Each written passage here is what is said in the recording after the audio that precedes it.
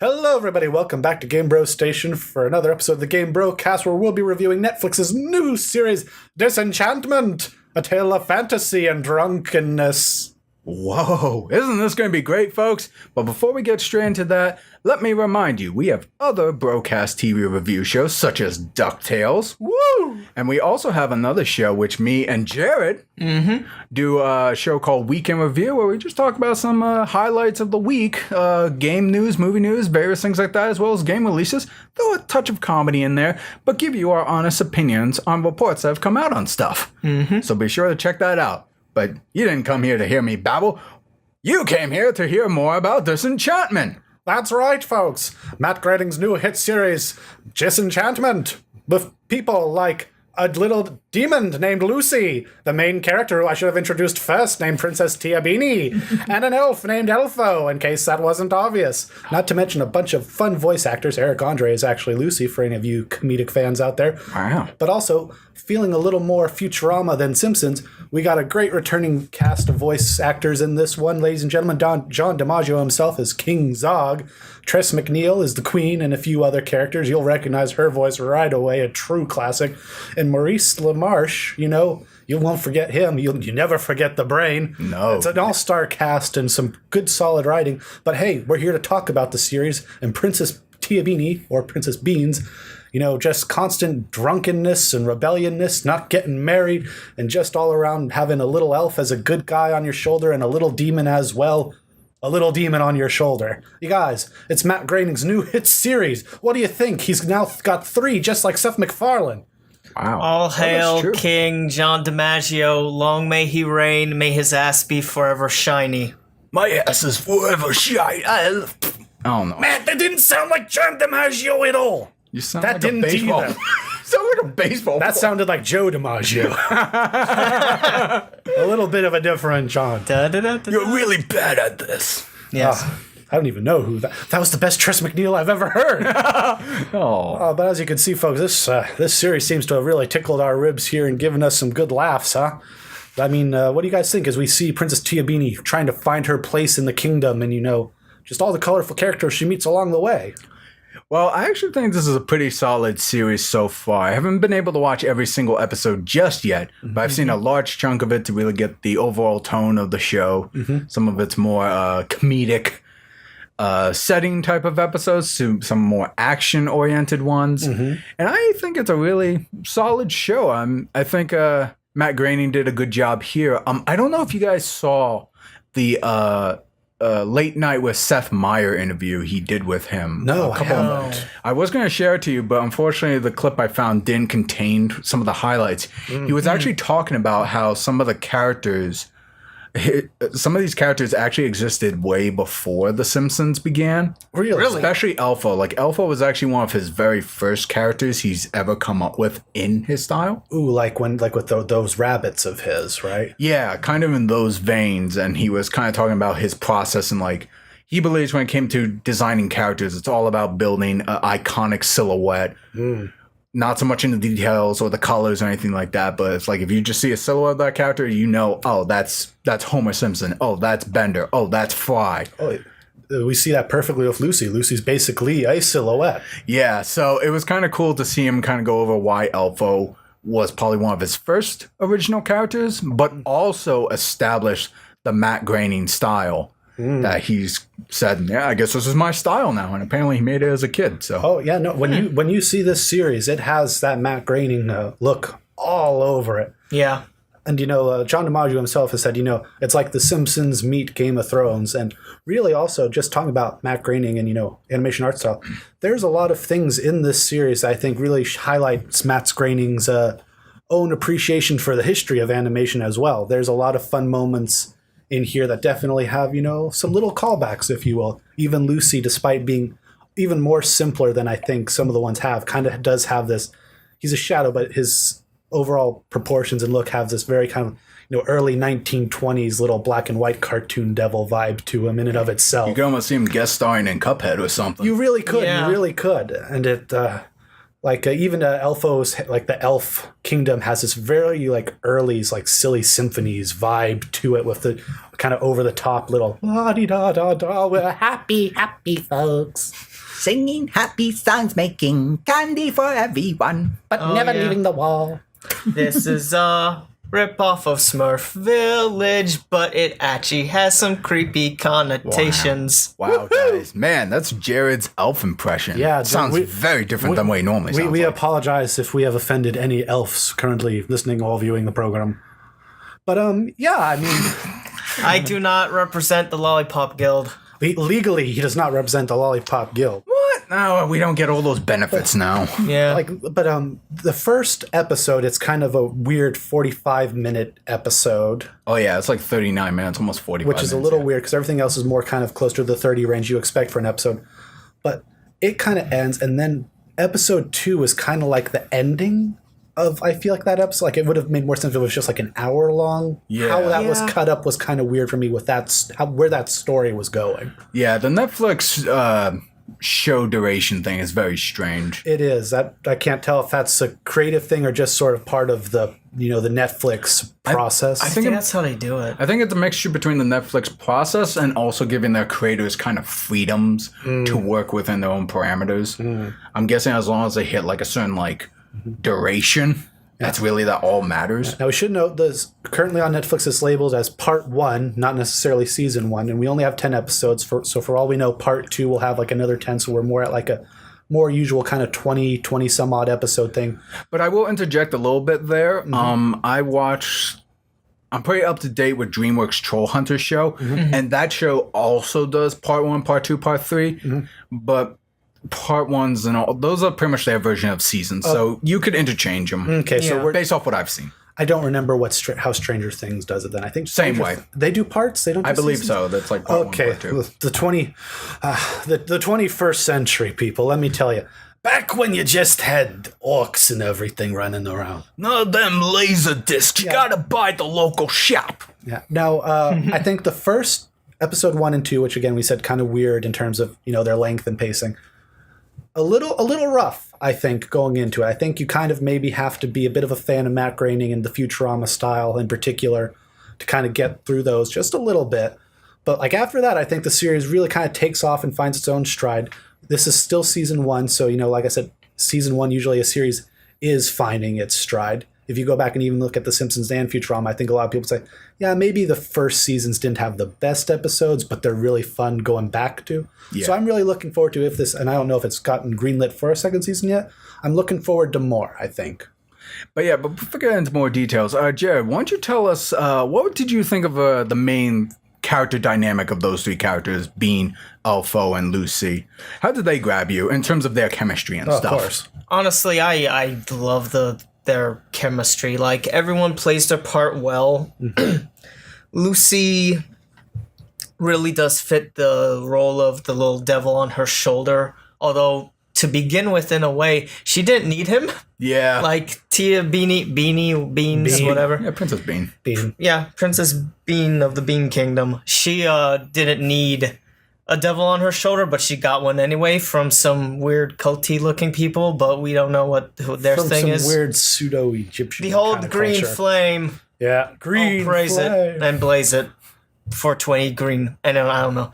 So, like, but she gets him, and from the get-go, I was already a fan of him, because first thing he does, like, when he does that little teleporty demon thing right into her mouth, like, he's, like, sticking out of there, kind of like a weird black tongue giving his monologue, and she spits him, he hits a wall, and then he does, I had an old Spider-Man toy that did this, where it just sticks and flops down, Yeah. and honestly, I love the- And then we got Elfo, he's obviously trying to hit on Bean, although subtly, kinda. Yeah, like it's funny. It's like when he's first beginning, you kind of expect him to be kind of like the naughty, rebellious elf, but he doesn't quite know who he is personally. Yeah.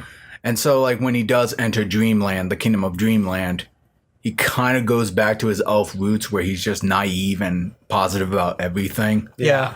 So there is some inconsistency in terms of his setup, but he definitely represents what he needs to represent in contrast to Lucy. And I think the reason why is that they want to distinguish each character and have them be their own, not really their tropes, but be their own specific reasoning to work with plots and developments, especially in the later episode where Bean throws a party, but we'll get into that. But yeah, overall, I like their dynamic of the main three. I actually like Lucy's introduction too. Really, but she opens the box he's in as a little gift, kind of a Pandora's box thing, if you will. And cutting to your, him flopping down the wall, and just even the way she kind of is just, constantly trying to get rid of this guy, kind of to me just had a bit of a Mushu vibe, almost, if you will, a bit of a bad Mushu. Just in how he was kind of, This series also really loves having people fall down things. I don't know if that's just something Matt Groening's always wanted to have more of in his show, but people are falling down and not getting concussed left and right. Well, there's not a lot of slapstick humor these days anymore. Not with it having to result to some bloody heap like Family Guy does. Yeah. This is more just like, didn't see that coming. It uses it well when they do that. Well, would you like to talk about, is there any standout episodes or moments you think for you guys with the series so far? Well, as of right now, not entirely. I'm like I said, the series is still relatively new with me. I'm still kind of like soaking in, still processing each episode. I think because I'm looking at this artistic angle right now, and I just cannot stop looking at the backgrounds. I really like how they did the backgrounds in this. They're not like perfectly in perspective, but just like some of the techniques they use. The lining, even like the toon shader thing they use on some of like the establishing shots before they cut to a new scene of the castle. I just like how they do all that. I should mention, Matt, just because you are a fan of the show, this people who do the toon shading stuff for the castle and all that stuff, the same people who did, like Planet Express ship and the city in Futurama. So they're certainly a company experienced with, doing that sort of work. I thought Rough Draft wasn't part of this production. That's what I heard. At least one of their divisions says. Might be a subsidiary of someone that broke off. I'm not too sure, but I wouldn't be surprised. I mean, like, if Matt Groening liked the effort of the 3D effects in Futurama, but it was very expensive to do that in almost every episode. Oh, yeah. So they must have found, like, a smaller team that make it more efficient but effective. Oh, yeah. Yeah. Now, I will say, I do really like, well, of course I like King Zod because it's John DiMaggio, it's Bender, it's Jake the dog, it's all your favorite characters. It's that construction worker for Futurama who just like is always, always there doing a different job. I don't know, but he's definitely an East Coast character, and I love it. That East Coast guy, but I like because it's a funny show. No one's doubting that, but I think like again with The Simpsons and its better moments and Futurama throughout its series. There's some good moments, I think, with King Zog and Bean. Like, I think there's a lot more heart in this series than I believe maybe some people are giving it a little credit for. You know, it's funny you mentioned that. I suddenly started to think of Ninjago. And I know how much you did not like that movie, and I kind of agree with you. Not trying to put words in your mouth, but kind of thinking of, like, that movie with Garmadon and Lloyd. I kind of see a similar dynamic between King Zog and Princess Bean, but obviously in this show it's done better, or at least more subtly. So maybe we will be getting more of that later on down the line, where we'll see what's the dynamic between the two. No, yeah, and like even in the start, she has a stepmother, as all fairy tales do. But it's like there's one episode where they go to Dankmeyer. They're gonna try and avoid making any dank memes that I already have, but her thing is like, she's rebellious because she's a teenager, but she also she kind of just wants to find a place in this new family dynamic even. And it's touching. Yeah. And at least where we still have no idea what actually happened to her actual mom. So we'll get more of that. Thank you, DuckTales, for continuing those themes elsewhere. Got a lot of series here with MIA moms. Yeah. And it's not just Disney this time. But if I can go over a note real quick. Please do. I don't know how you guys feel about this, but before we watch the series to do this review, I've been trying to avoid doing so, watching other people's impressions before forming my own. However, I did catch one headline or two, and I'm not going to say which specific publisher, but one of their log lines for their reviews is they were saying that the show doesn't quite capture the magic of The Simpsons or Futurama's charm or something.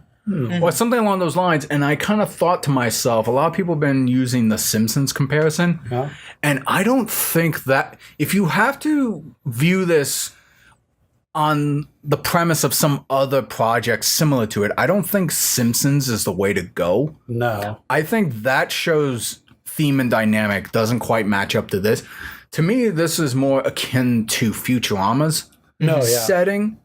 But at the same time, I actually think it's a completely different setup and premise, different set of characters. And I think that's where some of people's... and I'm only guessing here. I didn't read the article. But based off some initial impressions from people, I think people are trying to look for a new Fry. I think people are looking for a new Bender. They're looking for a new Professor Farnsworth, Leela, Amy, Zoidberg. And I don't think you're going to get that with this series. You're going to get a different dynamic, which, again, we were talking about Bean, Elfo, and Lucy. Bean is our protagonist. Lucy is the devil angel, and Elfo is the Angel. Yeah, I know, I said that weird. the angel, and it's supposed to be about that dynamic. But going back to Futurama a little bit, and what I think this show is about, I think one of the things that Matt Groening is trying to do is he doesn't want comparisons of like pop culture or anything like that to be relevant here. He wants us to identify the personalities, the unique personalities of these characters, and laugh at how those personalities clash with each other. That is part of the charm of Futurama. In contrast to Family Guy, always making references or pop culture gags and things like that. Futurama, it's all about how the characters interact with each other, different ideals and takes on things. And I think that's where Disenchantment is. It's just a different type of personality, not quite in the spotlight that Futurama has had. So I recommend you look at it more that way. Yeah, and the thing is that, if I can go, Mark, sorry. Please. Matt Groening does have a bit of an issue, which is that The Simpsons is a big friggin' hit. It's still ongoing. Futurama got brought back several times because it had its... It has its following. In comparison to Simpsons, it's niche following. The problem with, like, quote-unquote high fantasy or fantasy things in general is that the audience for that is super niche. Like, sci-fi is everywhere. Like, thanks to Star Wars, Star Trek, and other series, sci-fi stuff is everywhere. But ye old roll your d20s kind of D&D, mythical, whatever, only certain things sometimes make the impression. Like Tolkien, everyone references Tolkien and knows Lord of the Rings. Oh, no, go ahead. And it's just, sometimes it's hard to do fantasy because of the niche. But even more so, kind of like Matt said, and that's why I'm bringing it up, he has those two existing series already. And yes, he does have the face that's sort of not a stigma, but that thing of, oh, who's the new Leela, new Fry, like Matt mentioned. And in terms of that, Matt is correct. You can't look for those same types of characters. You can't even look for a new Bart, a new Itchy Scratchy, a new Homer, a new whatever. This is a new series, and the characters have to be who they are. And unfortunately, people are going to say that, but hopefully as it goes on, and hopefully it gets more seasons, more weight behind it, and continues, hopefully the characters will finally break out of that stigma or that repetition, and then everyone be like, oh, I know Bean, she's awesome. Lucy is hilarious. Hi, I'm Elfo. He's so fun, whatever. So delightfully but that might naive. take time. Yeah. And that's the thing of it. But but before, I will slightly disagree with you, just slightly. Go for it. But I also don't know where it's going to be going. Yeah. Actually, I think fantasy is more engrossing to the general going audience than sci-fi lately. I only say that historically, and also there's been a lot of actors and people have been coming out a lot saying like, oh yeah, no, I'm a big D&D fan. I mean, heck, one of the bigger ones that I've learned about is manga, the guy who played Deathstroke very briefly. Deathstroke, and he was like Sandman. Joe Managerland. Yeah, Joe. We'll call him. Well, another Joe, another J name. So, and he's on a D&D podcast even, I think. He even has his own regular. merch. Yeah, no, he's cool. deep in the double And he's a very stand-up, cool, handsome-looking guy. Yeah. Yeah. No, And it's like, you don't expect him to be so... He even has, like, his own man cave with, like, a dragon mannequin and, like, a whole bunch of Okay, things. that's cool. it's a pretty sweet Where a setup. whole bunch of just celebrities just kind of gather and play D&D. So I guess that's just my slight disagreement with you. I think fantasy could have more grab than sci-fi. I mean, look at City of Valerian and Oh yeah. stuff. Well, but I think what we're seeing here, Matt, also is just not to get completely off topic. I think we're also now entering an age where a lot more pop culture and nerdy stuff is just, more kind of openly acceptable amongst the Oh, things. yeah. Like if Joe was playing D&D 20 years ago, I don't think we'd be hearing it and he'd No. be necessarily wearing it on his shirt. But now it's just like, yeah, I play D&D. People are like, hey, good on you, man. What campaign you running? You running the 5e? What you doing there? Yeah. what's your class? What's your class? Yeah. So you stream on Thursdays or something, or what? Do you use Roll20? Yeah, like it's Do you use diamonds? Do you use rubies? Pokeballs? Yeah. Oh. Let me guess. You have crystal mana from... I don't play D&D, folks, so what the hell do I know the terms? and you brought it up. But to try and bring it all back together before we just get all the fantasy nerd stuff out here, World of Warcraft, there, Tolkien, Merlin, there. Okay, that's everybody. Lord of the Rings. That's everybody. I think you're not going to see necessarily, the characters from Matt Groening's other work in this world or Yeah. versions of them. And also, I feel like, especially for Matt Groening creatively, but as us as audiences, do we want that? Because at that point, then why aren't we just, watching The Simpsons or watching Futurama? I think we should always want something new and exciting from creators who we trust to give us something new and exciting. So, I think, go in there. If you're a fan of Matt Groening overall, I think you'll like it, no problem.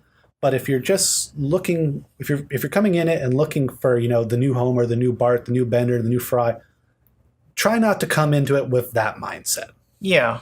You won't be disappointed. I'm just saying that you're not going to quite. That's not how you should be approaching the series. Yeah, I believe. think you might just set yourself up for unrealistic expectations. Yeah, it's a different kind of show, but with the familiar Matt Groening flavor and essence. And if it still doesn't fly with you, that's totally fine. No, Yeah. that's totally Not every cool. show is made for everybody, so... Would it be fair to say give it 4 episodes, considering the first 2 are kind of rough? Yeah. Is it worth saying, give it the first 4 to see if Give you it like the first it? Or... 3 and 4 episodes, I'd say. Yeah. I'd say 4. Quite honestly, and if it's not for you, it's not for you. Don't worry about it. Hey, no one's telling you what to like and don't like. Heck, I mean, far be it from us, right? Although we're kind of telling you that in this video. Anyway, this is a bit of a jeez, this is a mixed signals here, boy. But pretty well written. Animation wise, I think it's still very much the quality and style we expect from Mr. Groening. Yeah, it's very traditional, not flash. There's dynamic shots. And which is, it's really cool. It's nice that Netflix was willing to back this with an animation quality that, we trust from Matt Groening, not necessarily cheap looking or anything. Really, if it weren't for the fact that maybe I don't know how it would play out I think being on Netflix, it helps it. Being able to binge this helps. If you were doing this week by week, this might be a little bit too slow of a burn for it to. Especially 1 and 2. If you didn't schedule it on TV to be 1 and 2 back to back, Yeah. that would be kind of rough. But where was I going with that? It belongs on Netflix. It works well on Netflix, but has the quality that I think we want from a network Matt Groening production. Yeah. Agreed. Well, I mean, any more final words for you guys as we wrap up our, looking forward to more from Matt Groening, looking forward to more from Disenchantment. What's the verdict here, fellas? So, I am looking forward to more Disenchanted. I think Disenchantment, sorry. I think the show has good structure. I like a lot of the characters. They've grown on me because, again, the first 2 kind of rough, but over time I got more familiar with them and I'm like, okay, I like the charm of this. And overall, I'm enjoying myself. I'm weird though in one sense. Don't get me wrong, I love the backgrounds. I think the perspective's great. I love the detail.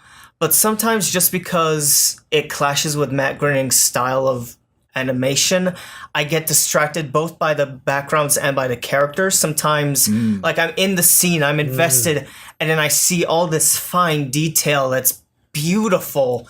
And then I'm like, oh, they're flat. Oh, the characters in comparison. Yeah. And then sometimes it's the other way where I'm looking at them intently. I'm like, holy crap, look at that sign. That's gorgeous. Oh, wait, shit. What did I just miss? Sort of. Yeah, the details can get lost sometimes. And I get why. It's clear Netflix wants this to maybe partially be like their Game of Thrones-y thing. They even have a reference and a joke of it, where like the sweeping pan shots and the movements and the establishings, that's very fantasy and also Game of Thrones-y, but that doesn't hurt it at all. And personally, yeah, it's good. It's a good ride once you get on it. Yeah. Well, I mean, like I said, I think the other reason why the backgrounds are like that is because, like, it's a fairy tale setting. Hence, it's supposed to be like a storybook. What storybooks normally look like when illustrated, they kind of look like that in terms of its color palettes. But I can see Jared's point on maybe it being a little distracting. It can be. Especially if you compare it to, like, The Simpsons, their characters and their backgrounds, and Futurama characters and their backgrounds. Yeah, no. Yeah. They've had very simple backgrounds in both series. In this one, it's very much detailed. Very natural, which can distract. But I said overall, I think it's a solid series. I'll definitely continue watching. Like I said, there's a couple episodes that are like witty and we got a good laugh at. I mean, there was one joke about a job that just hit you like it slayed me. It just came right at you and we had to pause like, Mark, you okay? And it was like, and then we're like, no idea I laugh like that. You laugh just like Howard Howard the Duck? Yes. Quack. Oh, jeez. Anyway, overall, yeah, I'm going to keep watching. There's going to be a couple of slow episodes. We did have a couple of those, but I'm looking forward to see what happens. One last bit I will say, though, I don't know if this is just my nostalgia coming at me, but I'm not entirely sold on the three leads' voices. I get that they're known celebrities and stuff, but I don't know. Again, it's probably by my bias because I love Futurama. Hearing Tress McNeil. God damn, I always screw up her name. The Futurama guys. The Futurama guys. Phil Lamar, which I know he's in there a couple of times. Billy West. I'm used to those unique voices. But then when I hear these three, they just kind of sound like ordinary people. So it kind of makes it hard for me personally to see them as like standout unique characters, like in contrast to Fry and Zoidberg and... You might just be a little spoiled too. Let's admit, you're talking about some top tier voice acting. No, I am. So that's just my personal nitpick aside, but I'm still going to continue to invest. I do recommend it, and yes, I do think Erica Andre is doing a pretty bang up job as Lucy myself. Well, one last thing I will say though that's interesting about Lucy's design. I remember the first time we saw images of him, I actually thought he looked like something from like a Hayao Miyazaki film. Really now? Like, I was looking at his silhouette and structure, and it's like, I do not see him in any Simpsons or Futurama thing. Because he just has, like, a very distinct look to him. And yes, he does have, like, the overbite jaw, as most characters do, but in general, just the fact that you never see both of his eyes, he's always in profile view, and just very unique looking. I don't know. I'm not saying that's a detriment or anything. I'm just saying, like... I think it's a very interesting choice. I think it helps add to the fact that, you know, if we count hell as like another world, he is not a natural being of that world in and of itself, which is very interesting. Yeah, I think that helps with the contrast. It certainly gives him a very shadowy vibe to it. And Bean passes him off as a cat. It actually gets pretty funny sometimes. Yeah. Sweetie, what are you doing in there? Nothing. I'm just talking about murdering people with my cat. Oh, that's nice. Like, you're going to have some fun stuff. And, yeah, well, I think that just about wraps it up, boys. Are we all in agreement there? Yep. Yes, decent show. I give it 5 out of 10. 5 out of 10. Whoa, ooh, that took a turn. Well, I'm only going by Rotten Tomatoes. That's still pause? No, I'm kidding. Oh, jeez, Rotten Tomatoes. Nah, if this was my first thoughts reviews, I'd give it a thumbs up. Yeah, it's a thumbs up. Jared, what do you say you? It's a thumbs up from me. It's definitely worth the time, in my opinion, and I think it has its own charm, and I think it could go places, and I hope it does. Yeah, that's a thumbs up from me, too. Like I said, folks, you know, not everything's for everybody, but if you sit down and like it, you sit down and don't like it. And hopefully it will, like, really catch on or, like, really inspire some people, because I do remember from the interviews, Matt Groening, this was, like, probably one of his passion projects. He says he's been wanting to do this show for years, so he was hoping it'll go places. Yeah, but definitely. Like I said, you know, whether you like it, don't like it, You're excited for more? Are you excited for less? Let us know how you feel. This is a discussion, Let's an open forum and be respectful and let us know in the comments section. All that YouTube stuff. Hit a like, hit a subscribe if you want to hear us talk about more stuff. Like we said at the top of it, Matt and Jared have their week in review where they give you a comedic take on some of the pop culture and entertainment news. And we do other little TV show talks here when we can on Game Brocast. And more down the line, and more down the line, possibly. So that'll do it for us, ladies and gentlemen. As we like to say, to be continued, but on Netflix now.